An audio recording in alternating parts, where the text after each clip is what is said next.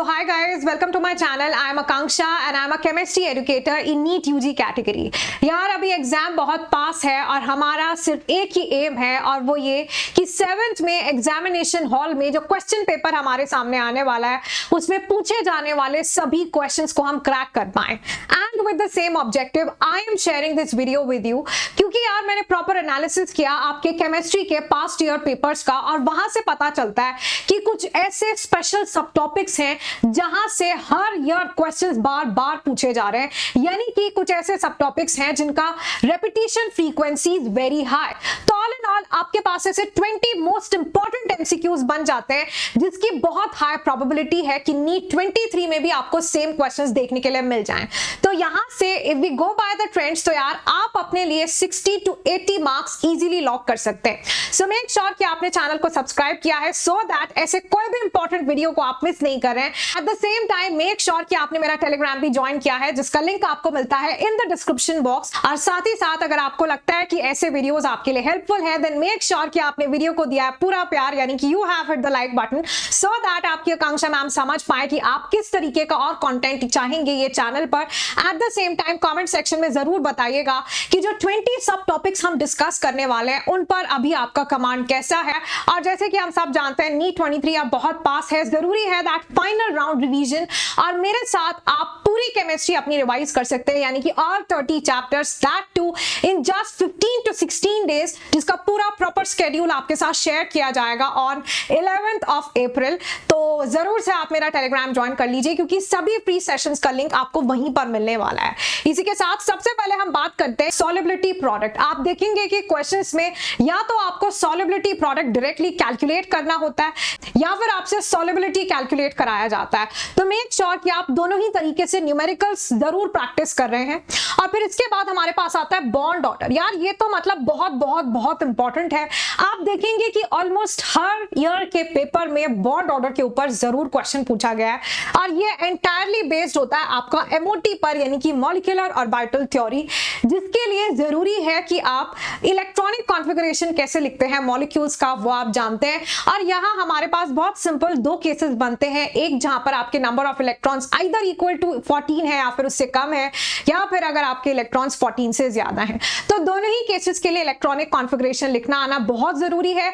और फिर उसके बाद सिंपल सा हम फॉर्मूला अप्लाई करते हैं बॉन्ड ऑर्डर के लिए which is half NB minus NA और आपके पास बॉन्ड ऑर्डर निकल कर आ जाता है. फिर हमारे पास आती है नर्स्ट इक्वेशन. इलेक्ट्रोकेमिस्ट्री जैसे चैप्टर की बात की जाए तो नर्स्ट इक्वेशन एक बहुत इंपॉर्टेंट पार्ट बनता है पूरे चैप्टर का और यहाँ पर नर्स्ट इक्वेशन के ऊपर बेस्ड यार डायरेक्ट क्वेश्चन पूछ लेते हैं, यानी कि आपने नर्स्ट इक्वेशन में सिर्फ वैल्यूज पुट करनी है. इसी के साथ साथ नर्स्ट इक्वेशन की जो एप्लीकेशन बनती है जैसे कि इक्विलिब्रियम पर क्या हो रहा है, फिर उसके बाद आपका सॉल्युबिलिटी प्रोडक्ट, तो वो भी आपको आना चाहिए. नेक्स्ट हमारे पास आता है बोहर्स एटॉमिक मॉडल, जिसके सभी पोस्टुलेट्स जितने भी स्टेटमेंट्स हैं यार आपको जरूर आने चाहिए क्योंकि वहां से असर्शन रीजन क्वेश्चन पूछा जा सकता है. स्टेटमेंट क्वेश्चंस बहुत पूछे गए हैं आपके based on the postulates of Bohr's atomic model. इसी के साथ साथ यहाँ से आपका न्यूमेरिकल्स भी आ जाते हैं और फिर इसी पर बेस्ड हमारा जो हाइड्रोजन स्पेक्ट्रम है वो तो बहुत इंपॉर्टेंट है. तो आपको पूरा सीरीज ध्यान होना चाहिए, लायमन सीरीज, बामर सीरीज कौन किस रीजन में लाया करता है. At the same time Rydberg's formula बहुत इंपॉर्टेंट है. तो this is very very important. सारे ट्रांजिशंस आपको पता होने चाहिए.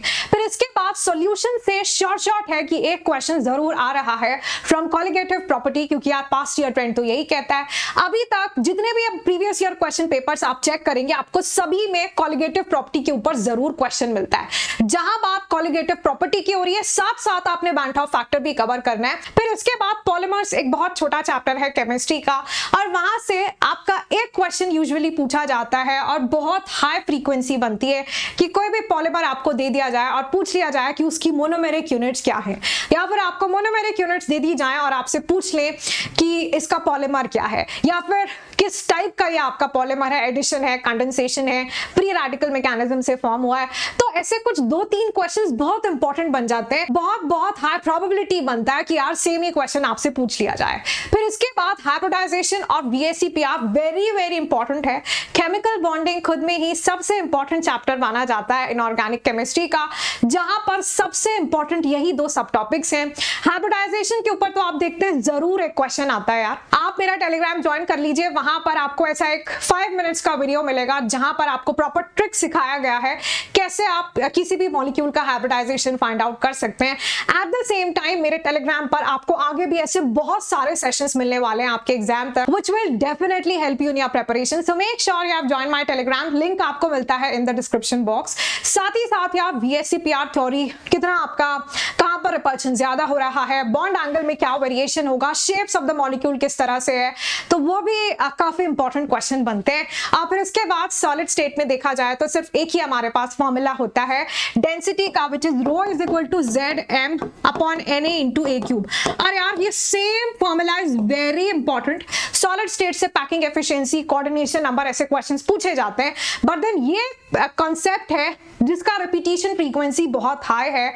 तो मेक श्योर कि आप यहाँ से न्यूमेरिकल्स प्रैक्टिस कर रहे हैं, और न्यूमेरिकल्स प्रैक्टिस करते समय आप जरूर ध्यान रखें कि आप सही यूनिट्स ले रहे हैं, यानी कि यहाँ पर आपको यूनिट कन्वर्जन करना ही पड़ता है, तो मेक श्योर कि आप यूनिट कन्वर्जन्स करना जानते हैं। और फिर इसके बाद पी ब्लॉक जब आप पढ़ते हैं ग्रुप 15, 16 एंड 17, तो हमारे पास ऑक्सो एसिड्स आते हैं, किसके, फास्फोरस, सल्फर और क्लोरीन के, जिनका एसिडिक स्ट्रेंथ का ऑर्डर बहुत इंपॉर्टेंट है।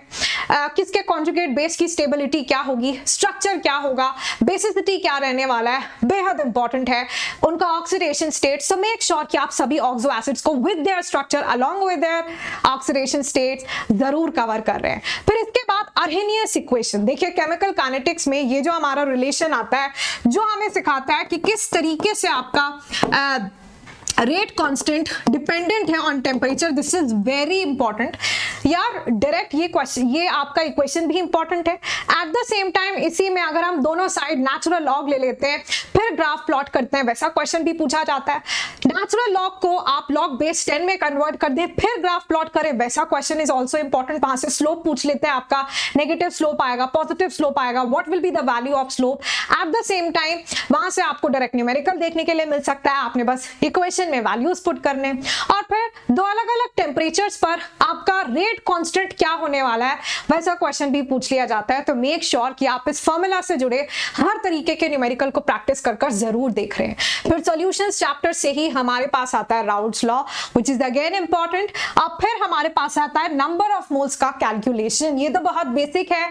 मोल कॉन्सेप्ट वाले चैप्टर में आप पढ़ते हैं कि कैसे अलग अलग मेथड्स के हेल्प से, be it with the help of given mass or the number of particles or the given number or the given volume, आप किस तरह से number of moles find out कर सकते हैं।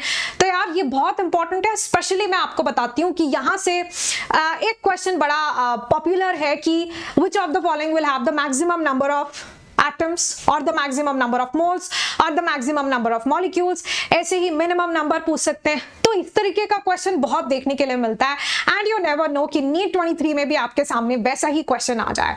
फिर इसके बाद हमारे पास आती है नेम रिएक्शंस। तो यार केमिस्ट्री आप पढ़ते हैं, ऑर्गेनिक केमिस्ट्री में हम सब जानते हैं जो सबसे इंपॉर्टेंट है वो है आपकी नेम रिएक्शंस, क्योंकि नेम रिएक्शंस पर ना सिर्फ डायरेक्ट क्वेश्चन आ जाता है, एट द सेम टाइम जितने भी बाकी के क्वेश्चंस आते हैं कहीं ना कहीं उसमें कोई ना कोई नेम रिएक्शन ही इन्वॉल्व होता है। सो इवन इफ आपके पास एक ऐसा क्वेश्चन आया है जिसमें मल्टीपल स्टेप्स इन्वॉल्व है, तो चांसेस बहुत हाई है कि उसमें भी कहीं ना कहीं कोई तो नेम रिएक्शन इन्वॉल्व होगा। तो name reaction should be absolutely on your tips. और इसी के साथ फिर हमारे पास आता है FLTD, which is first law of thermodynamics. तो यार इसके लिए हमारे पास ये वाला जो रिलेशन आता है ना, that delta U is equal to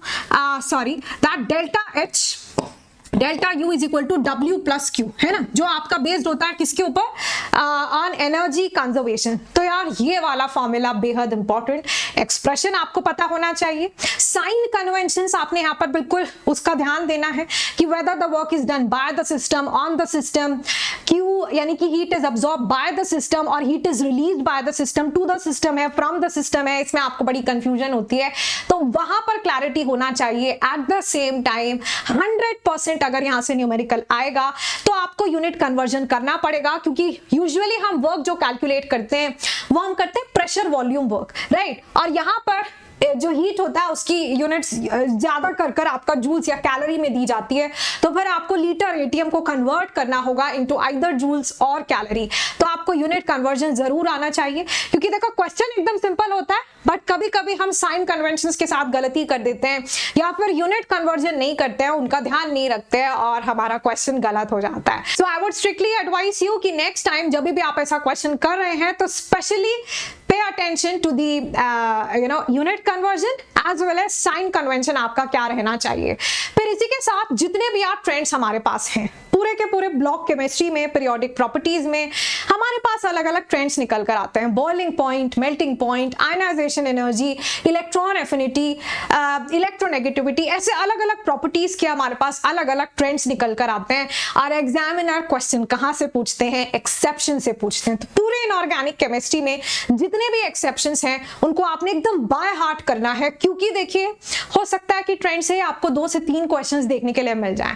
और ध्यान रखिएगा कि एग्जामिनर नॉर्मल बिहेवियर से क्वेश्चन नहीं पूछते, रादर जहां पर कुछ एनामलस है, डिफरेंट है, यानी कि एक्सेप्शन जहां पर शो हो रहा है, क्वेश्चन वहीं से निकल कर आता है। फिर इसके बाद हमारे पास SN1, SN2, E1, E2 reactions बहुत इंपॉर्टेंट है।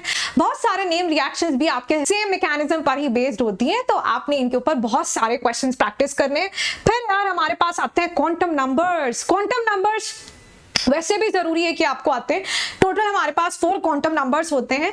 तो पूरी इनऑर्गेनिक केमिस्ट्री पर सही कमांड होने के लिए, सही इलेक्ट्रॉनिक कॉन्फ़िगरेशन लिख पाने के लिए जरूरी है कि आप क्वांटम नंबर्स जानते हैं। फिर आप Aufbau rules, Pauli's exclusion principle, Hund's rule of maximum spin multiplicity, ये सब आपको जरूर आना चाहिए। फिर इसके बाद HUS, where H stands for enthalpy, internal energy and entropy respectively. तो यार यहाँ पर सबसे पहले तो आपके पास डेल्टा H और डेल्टा U के बीच जो रिलेशन आता है कि यार delta H is equal to delta U plus delta NgRT, एक तो ये रिलेशन बहुत इंपॉर्टेंट बन जाता है। At the same time entropy की अगर हम बात करें तो फेज ट्रांसफॉर्मेशन के लिए जो हमारा एंट्रोपी का फॉर्मूला रहता है that is very very important. Direct यार क्वेश्चन पूछ लेते हैं what will be the unit of entropy, what will be the formula, तो what will be the correct expression, तो वो आपको जरूर आना चाहिए। फिर इसी के साथ हमारे पास आता है स्पॉन्टेनिटी। स्पॉन्टेनिटी यार इसका मतलब है Gibbs free energy. Delta G की यहाँ पर बात हो रही है, तो डेल्टा G का relation with enthalpy, with entropy. फिर कैसे वो लेस देन 0 होना चाहिए फॉर अ स्पॉन्टेनियस प्रोसेस, उसका इक्विलिब्रियम कांस्टेंट के साथ रिलेशन क्या होता है, अलग अलग टेम्परेचर्स पर कैसे आपका स्पॉन्टेनिटी का क्राइटेरिया हम डिफाइन करते हैं, रिएक्शन एक्सोथर्मिक है, एंडोथर्मिक है, तो वो आपको मालूम होना चाहिए। फिर उसके बाद यार ये भी बहुत इंपॉर्टेंट है मैग्नेटिक मोमेंट।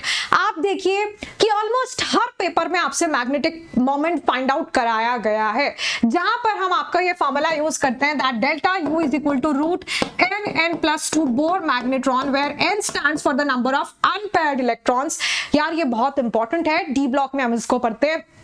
बड़ा सिंपल है, जो भी आपको आयन या एलिमेंट दिया गया है उसकी इलेक्ट्रॉनिक कॉन्फ़िगरेशन लिखिए, फिर उसके बाद चेक कीजिए कि वहां पर कितने अनपेयर्ड इलेक्ट्रॉन्स हैं, वहां पर इनकी वैल्यूज पुट कर दीजिए और आसानी से आप इसको कैलकुलेट कर सकते हैं। यहीं से एक नेक्स्ट क्वेश्चन आपके पास बन जाता है कि यार मॉलिक्यूल का बिहेवियर कैसा होगा, मैग्नेटिक बिहेवियर कैसा होगा, वेदर इट बी पैरामैग्नेटिक और डायामैग्नेटिक। तो वैसे क्वेश्चंस आपने जरूर प्रैक्टिस करने हैं। So this was all. यहां तक हमने आपके साथ वो 20 मोस्ट इंपॉर्टेंट सब टॉपिक्स डिस्कस किए जहां से क्वेश्चन रिपीटिशन का फ्रीक्वेंसी बहुत हाई है। तो देखिए आपके हाथ में यहां से 60 to 80 मार्क्स हैं, तो जरूरी है कि आप ये वाले सब टॉपिक्स के ऊपर बहुत सारे नंबर ऑफ क्वेश्चंस प्रैक्टिस करें। स्पेशली मैंने आपको बताया कहां आपने यूनिट कन्वर्जन का ध्यान रखना है, कहां न्यूमेरिकल्स प्रैक्टिस करने, कहां आपने साइन कन्वेंशंस को फॉलो करना है, तो उसका भी ध्यान रखिएगा। बाकी टेलीग्राम को जल्दी से ज्वाइन कर लीजिए, क्योंकि आकांक्षा मैम के बहुत सारे सेशंस आपको मिलने वाले हैं वहां पर based on similar concepts. And if you think कि ऐसा videos आपके लिए helpful है and you would want more such content on this channel, then make sure you have showered all your love on this video and you have hit the like button. साथ ही साथ channel को जल्दी से subscribe कर लीजिए और I'll see you all the next time. Good luck, take care, thank you.